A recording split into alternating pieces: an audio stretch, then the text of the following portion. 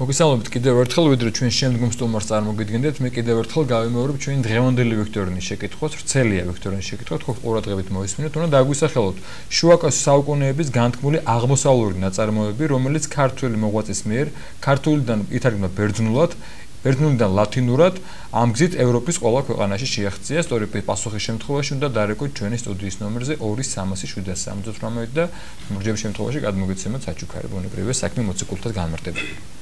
წარმოგიდგენთ განთიადის სტუმარს, მანგლელი მიტროპოლიტი ანანია ჯაფარიძე გახლავთ ჩვენი სტუდიის სტუმარი, დაგლოცეთ მეუფეო. სიყვარულით მოგესალმებით გლოცოთ. დიდი მადლობა რომ ხართ ჩვენი სტუდიის სტუმარი. მეუფეო, პატრიარქი ოფიციალური ვიზიტით ბრძანდებოდა თურქეთში, ასევე ისტორიულ საქართველოში, მოილოცა ოშკი, იშხანი და ასე შემდეგ. თქვენ ბრძანდებოდით ოფიციალური დელეგაციის წევრი და ძალიან გვინდა რომ შთაბეჭდილებებზე გვიამბოთ და ამ ოფიციალური ვიზიტის შედეგებზე. თუმცა მანამდე ვიცი რომ ანიშიც ბრძანდებოდით და იქ მოილოცეთ ქართული ტაძარი, სადაც აღმოჩენილია ფრესკები, აქამდე უცნობი ჩვენთვის ფრესკები და ამით რომ დავიწყოთ საუბარი ამ საკითხით თუ შეიძლება. კიდევ ერთხელ გლოცავთ, მოგესალმებით. ჩვენ უწმინდესი პატრიარქის ვიზიტი მართლაც იყო ისტორიული. და ითქვა და უნდა ითქვას ყველა ჩვენი უწმინდესი შეხვედრა ვიზიტი ნამდვილად ისტორიული და საოცარი არის და ჩვენ ამას ხედავთ 30 წელია და კიდევ მეტი. მაგრამ ეს შეხვედრები მართლაც მნიშვნელობითაც ძალიან მნიშვნელოვანი იყო. მე ვფიქრობ, რომ ეს იქნება შემოსაბრუნი ჩვენი ეკლესიის ყოფისათვის თურქეთში, დღევანდელ თურქეთში ძალიან მნიშვნელოვანი იყო. ამაზე ალბათ შემდგომ თუ გექნება საშუალება ვისაუბროთ. დიახ. მაგრამ მინდა რომ როგორც თქვენ ბრძანეთ ეს შთაბეჭდილება ანისისა თუ შევძელი გადმოვცე ესა საოცარი გრანდიოზული ქალაქი შემორჩენილი თავისი გოდოლებით წარმოუდგენელი სიმაღლის სილამაზის მოპირკეთების აუცილებლად უნდა ნახოს ჩვენმა ადამიანმა იქ არის შიგნით უამრავი ეკლესიის ნაშთი მრავალი საეკლესიო ნაგებობა და თქვენ მოგეხსენებათ რომ ანისი იყო ერთ დროს სამხურის შირაკის სამეფოს დედაქალაქი და ამის გამო ესე იგი ფიქრობს ჩვენი ხალხი რომ აქ არ შეიძლება იყოს რაიმე ქართული ნაკვალევი მაგრამ რაც ჩვენ ნახეთ რომ ეს არის შეიძლება თქოს რომ ქართული კულტურის ძეგლების ერთად თავმოყრა და საქმე ის არის რომ ანისი თითქმის 500 წელი იყო საქართველოს სახელმწიფო შემადგენლობაში ერთ-ერთი მთავარი ქალაქი იყო საქართველოს სახელმწიფოსი და ცხოვრობდნენ თუ არა იქ ქართველები ეს არის თვითონ ეკლესიის კედლებზეც კი დაწერილი ორ შემთხვევაში მე რაც ვნახეთ იმას მოგახსენებთ თვითონ როგორც თქვით აქ არის რამდენიმე საეკლესიო ნაგებობა შემორჩენილი მთავარი არის ერთ-ერთი კათოლიკონი ქვია ანუ მთავარი ტაძარი რომელიც თავის დროს დაუგია სომხეთის მეფე გაგი პირველს და მის მეუღლეს სადაც შემდგომ დავით აღმაშენებელმა დედოფალი გაახარა რომ ეს ისევ დააბრუნდა ისევ აღდგა იქ წიროლოცვა მაგრამ ამის გარდა არის რაც მოულოდნელი იყო პირადად ჩემთვის და ყველასთვის და მე ვფიქრობ საქართველოსთვის მოულოდნელი არის სულ რამდენიმე დელეგაცია არის იქ ნამყოფი ჩვენ ნახეთ უბრწყინვალესი ქართული ეკლესია და კიდე სხვა ეკლესიის ნაშთებიც კერძოდ ეგ არის ერთ-ერთი გრიგოლ ღვთისმეტყველის სახელზე აგებული ეკლესია ეს ერთ ვინმე სევდაგარ დავით საუგია ეს არის შეიძლება ითქვას რომ უმშვენიერესი ქართული ეკლესიათა შორის რაც კი გვაქვს თუნდაც საქართველოში მათ შორის შესანიშნავად მოხატული ბრწყინვალე ფრესკებით და ჩემთვისაც და ჩვენთვის ალბათ საინტერესო არის აქ არის გამოხატული სვეტიცხოველი ერთ-ერთ ფრესკაზე მთავარი ფრესკა არის ერთ-ერთი მთავარი ფრესკა არის ტაძრისა დასავლეთის მხარეს ჩვენ გვაქვს საქართველოში სვეტიცხოვლის ვიცით სხვა გამოხატულება მაგრამ ეს ალბათ ანიში არის ყველაზე ძველი და შეიძლება თქოს ყველაზე სრულყოფილი აქ არის წმინდანინო შესანიშნავად გამოხატული რომელიც სვეტის წინ დგას თვითონ ეს სვეტი ჰაერში არის აზიდული ანგელოზების მიერ ანგელოზები ჩანს სვეტის ერთ მხარეს არის წმინდანინო ხოლო სვეტის მეორე მხარეს არის წმინდანინოს თანამგზავრი ქალების ლოცვა და ეს და კუთხეში არის ჩვენი მაცხოვრი იესო ქრისტე. დაახლოებით რომელ საუკუნეზე მეფე საუბარი თუ არის? ეს არის მე-13 საუკუნე, დაახლოებით მე-13 საუკუნე და შე როგორც თქვით, ეს არის აი რაც კი გაგვაჩნია ჩვენ სვეტიცხოვლეში ფრესკები, მათ შორის ალბათ ყველაზე ძველი და ყველაზე საუკეთესო. თანაცად შეიძლება ითქვა ძალზე შორს, სადაც ასე ვთქვათ ჩვენ დღევანდელი ჩვენი გონება ვერც კი წარმოიდგენს, რომ ეს ოდესმე იყო ქართველების ქვეყანა, ქართველების საცხოვრისი. ახლა ჩვენ შეიძლება იქ არის კიდევ სხვა მრავალი ფრესკები. ერთი ფრესკა სიუჟეტურად უკავშირდება მეორეს, ანუ ერთი გამოდის მეორედან. ანუ შეიძლება ითქვათ ისტორიული სცენები არის. წმინდანინოს ცხოვრებისა, რებსემიან მოწამეთა ცხოვრებისა და ასე შემდგომ. მრავალი არის, 10-15 ფრესკა არის ასეთი. და მე ვფიქრობ, რომ ერთ-ერთ ფრესკაზე სვეტიცხოვლის წინ ძალზე დიდი გამხატულება უნდა იყოს მეფე მირიანის ნადირობა. ეს არის მეფე ჩანს თავისი მხედრებით, რომლებიც ნადირობენ.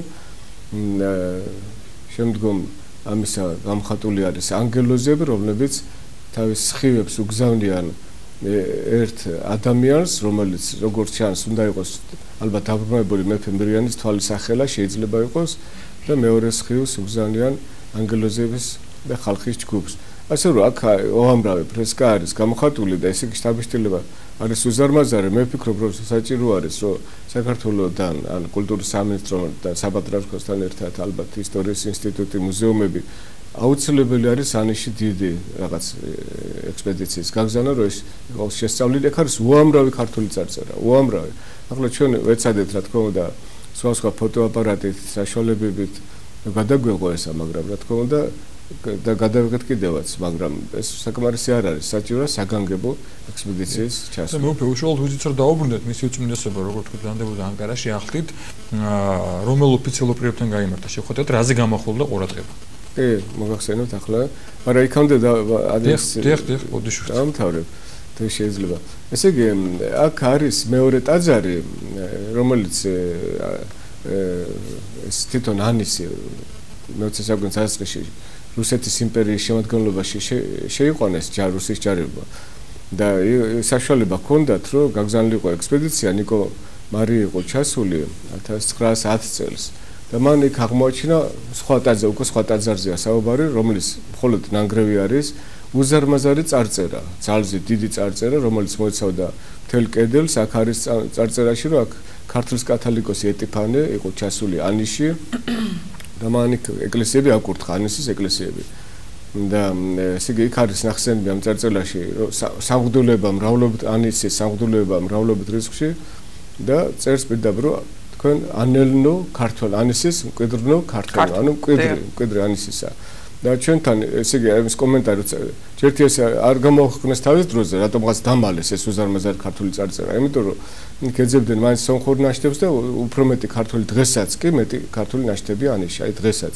აი რამდენი გადარჩენილი ეკლესია თითქმის ყველა არის ქართული, გარდა კათოლიკონისა, აი ანიში დღესაც. დიახ. იმიტომ რომ სხვაგანაც არის ეს მოხატული სხვა ტაძრები, თქვენ მოგახსენებთ რომ ესე იგი მონოფიზიტები ტაძრებს თითქმის არ ხატავდნენ. ასე რომ ქართული წარწერებით და ეს უზარმაზარი ქართული წარწერა და მაშინ ამბობდნენ, არ ვიცი დრო თუ გვაქვს, მაინც ერთ-ორ სიტყვას ვიტყვი. ძალიან დიახ. რომ ესე იგი ესენიო ეთნიკური ქართველები კი არ იყვნენო, არამედ იყვნენო სომხები, რომლებიც მიიღესო ქალკედონური სარწმუნოებაო. თითქოს ანიში ქართველები კი არ ცხოვრობდნენ, არამედ ეს ნიკო მარმა და მე შემდგომ თელმა მე-20 საუკუნეში ყველა მეორებიდან ზედიზედ და წარწერაში პირდაპირ წერეს არიან ქართველები და საერთოდ აქ ჩვენ არ უნდა გვიკვირდეს ქართველების, იმიტომ რომ თვითონ ანისი, როცა ბიზანტიამ დაიპყრო მე-11 საუკუნეში, შექმნა ანისისა და არზრუმის ცენტრებით თემი, ანუ ოლქი, გუბერნია, რომელსაც ერქვა იბერიის თემი, ანუ ანისი იყო იბერიის ბიზანტიური თემის დედაქალაქი. იბერიის დედაქალაქი იყო თავის დროზე ანისი. და რა თქმა უნდა, იბერიის დედაქალაქი, ანუ იბერიის თემის ფემას დედაქალაქი ვერ გახდებოდა თუ არ იქნებოდნენ ქართველები. და საერთოდ უნდა ითქვას, ეს არის არაქსის ხეობა, არაქსის ხეობაში ჯერ კიდე ქსენოფონტემ ქრისტეშობამდე დაახლოებით 400 წლით ადრე ნახა ქართული ტომები, ფასიანები და ხალდები. ასე რომ ეს იყო ქართული ქვეყანა, თავის დროზე სწორედ ძირძველი მოსახლეობა აქ იყო ქართული და შემდგომ სხვები მოვიდნენ. ვინც არ უნდა იყოს ის, თავდაპირველად ეს იყო ქართული მოსახლეობა რომლებიც აქ დარჩნენ საუკუნეების მანძილზე, ამას მიუთითებს ის, რომ აქ იყო იბერიის თემი, სწორედ ანისი იყო დედაქალაქი და ჩვენი უწმინდესი კათოლიკოს პატრიარქი კირიონი ამბობდა, რომ ეს იყო თავდაპირველი იბერია, ძველი იბერია, არიან ქართლის ნაწილი, რომელმაც თავის დროზე მიიღო საეკლესიო ავტოკეფალიაც კი. ასე რომ ანისი არის შეიძლება თქვას ქართველების ქალაქი და მე მგონი საქართველოს უნდა დაინტერესდეს. დიახ, და იმედია უფრო მეტი ყურადღება მიექცევა ანისის კულტურული ქართული წარწერებია და იქ რომ მაინც დავაფიქსიროთ, დღეს არის ამ საშუალება, თუნდაც ეს წარწერები. დიახ. მეუფეო, აი რაც შეეხება ოფიციალურ ვიზიტს თურქეთში. პატრიარქი შეხვდა, როგორც ვიცით, თურქეთის რელიგიათა სამმართველოს თავმჯდომარეს. დიახ, თქვენ წახდით შეხვედრაზე და რას შეეხო საუბარი, ვთქვათ, რა კონკრეტული შედეგები იქნება? ესეც რა, მაინც ახლა ჯანს საქართველოში ვარ, დიდი მადლობა. ზანეთ. ესე იგი, ალბათ შეიძლება ითქვას უკვე რაგან სახში ვართ, ასე ვთქვათ, უფრო შინაური საუბარი. როგორც ჩანს, მას გაგონილი ქონდა ჩვენი ფსევდო ლიბერალების მიერ მთელ მსოფლიოში გავრცელებული თვალსაზრისი ამ ბატონს, რომ საქართველოში, ასე ვთქვათ, მუსულმანებს რელიგიურად დევნიან, ავიწროებენ, ჩაგრავენ და ესე ვთქვათ, მან დაიწყო საუბარი. პირდაპირ რა თქმა უნდა არ უთქვია, ესაა ძალიან დიდებული წყნარი ადამიანი და ესე იგი ეს ამბობდა, რომ აი ყველა თეორიებში ყველა რელიგიას უნდა მიეცეს თავისუფალი მოქმედების საშუალება, ყველა ადამიანს უნდა კონდეს გამოხატოს თავისი რელიგიური წამსი და ასე შემდგომ.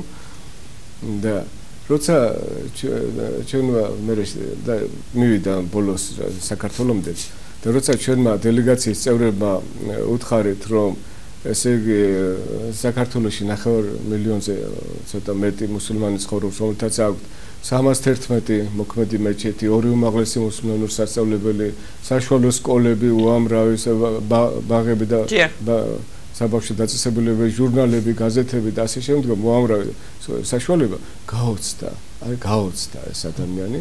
ეს იყო სრულებით მოულოდნელი მისთვის.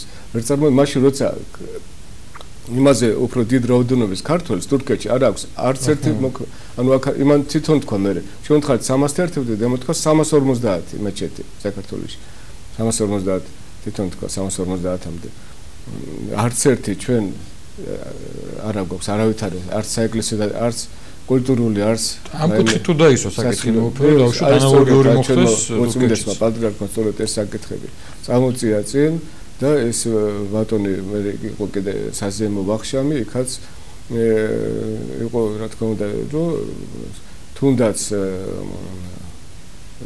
ჩვენს ძველს ტაძრებში იშხანში და ოშკში შესაძლებელი იქნება, რომ აღდგეს ქართულენოვანი, თუ იქნება ამის საშუალება და ეს თვითონ რესტავრირდება ეს ტაძრები შესაბამისად, აღდგეს ქართულენოვანი წირვა-ლოცვა.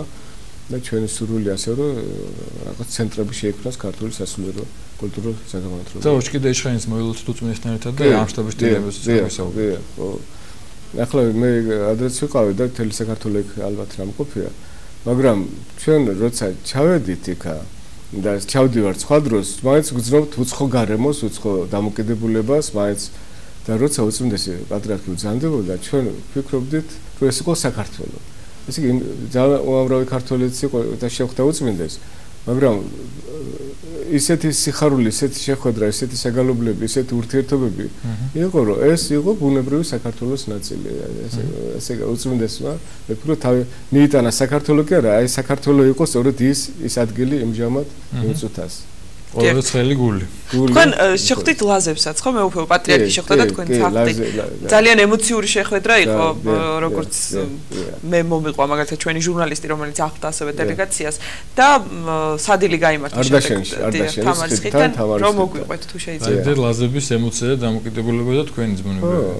რა თქმა უნდა, ლაზებს აქვთ გზნობა, შორეული გზნობა რომ ესე იგი არიან ჩვენი ნაწილი, მაგრამ მე ვფიქრობ საქართველოს კიდევ უფრო ბევრი უნდა იშრომოს, განსაკუთრებით ასე ვთქვათ, თურქეთში მცხოვრები გურჯებისთვისაც. იმიტომ რომ იქ თურქეთში შეიძლება ითქვას, რომ გურჯები არიან მილიონობით, ანუ ქართველები საერთოდ. ლაზებთან ერთად ეს მართლაც დიდი რაოდენობა არის. და ახლა მიეცა საშუალება ასე ვთქვათ, ყველა ეთნიკურ ჯგუფს თურქეთში, რომ თავის მშობლიურ ენაზე კონდეთ საშუალო განათლება მიიღონ, ყველამ ეს თითქმის გამოიყენა, ქურთებმაც კი საშუალო სკოლები შექმნეს თურქეთში, ეს წარმოუდგენელია.